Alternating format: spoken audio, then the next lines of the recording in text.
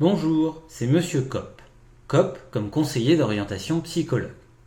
Aujourd'hui, nous allons essayer de comprendre pourquoi la situation du réseau des centres d'information et d'orientation, les CIO, est si inquiétante sur l'ensemble du territoire français. Ah bah y a pas que dans l'académie de Rouen alors. Non, Monsieur Minus. Effectivement, la situation est compliquée partout. Mais nous verrons aussi que certaines administrations, comme la vôtre, ne font rien pour arranger les choses.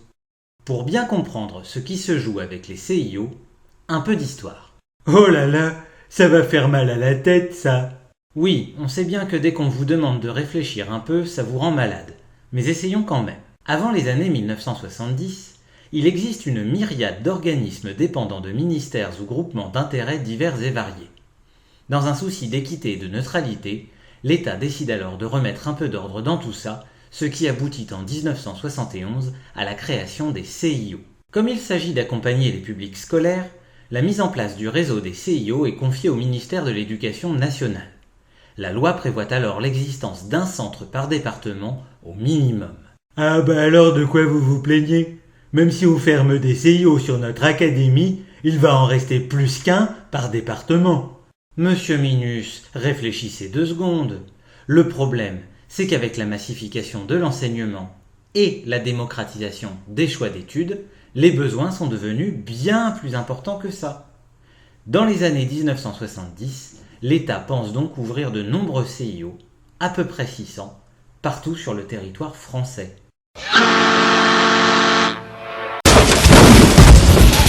Mais, en 1973, le premier choc pétrolier freine ce développement. Ah bah l'État a laissé tomber alors. Mais non, vous savez, les pouvoirs publics n'ont pas toujours démissionné devant les difficultés économiques. À l'époque, on cherche et on trouve une solution. Les conseils généraux, dont les finances sont moins impactées par la crise pétrolière, acceptent de contribuer à l'élaboration de la carte des CIO. Les départements mettent ainsi en place le financement matériel d'environ la moitié des CIO de France. Ils hébergent, paient les factures et fournissent le matériel pour que les équipes puissent travailler. Eh ben, pourquoi ça peut pas continuer comme ça? Ça, Monsieur Minus, pour le comprendre, il faut faire encore un peu d'histoire.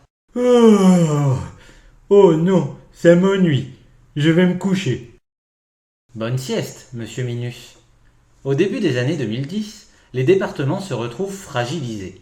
Non seulement l'État leur attribue de nouvelles compétences sans transférer les moyens nécessaires, mais en plus, il est question que les conseils généraux ne puissent financer que ce qui relève de leurs compétences strictes.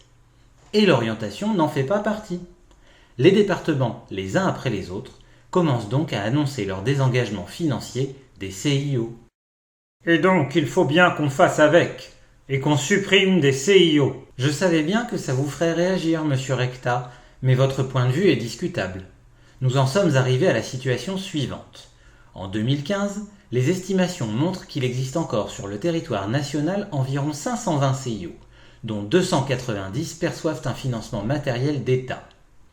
Les 230 autres relèvent d'un financement matériel départemental, autant de centres qui se retrouvent donc en péril. C'est bien ce que je dis.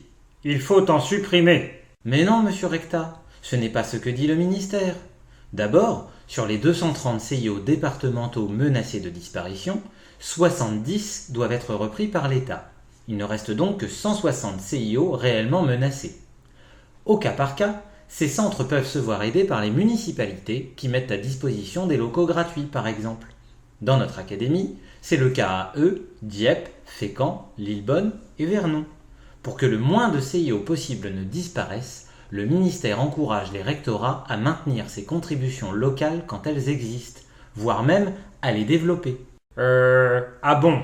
Oui, ne jouez pas la surprise, Monsieur Recta, vous le savez bien. Le ministère a redéfini pour chaque académie un nouveau nombre de CIO d'État, 11 pour la nôtre, celle de Rouen, et a encouragé le maintien de CIO annexes financés par les collectivités locales. Ce n'est pas une solution idéale, mais c'est déjà ça. Or, vous ne respectez pas ce plan, puisque vous prévoyez seulement 8 ou 9 CIO d'État et que vous comptez fermer les annexes 2 et de Vernon. Vous ne comprenez rien ou vous n'aimez pas les CIO? Sans doute un peu les deux. L'éducation nationale n'est pas seulement en péril en raison des restrictions budgétaires.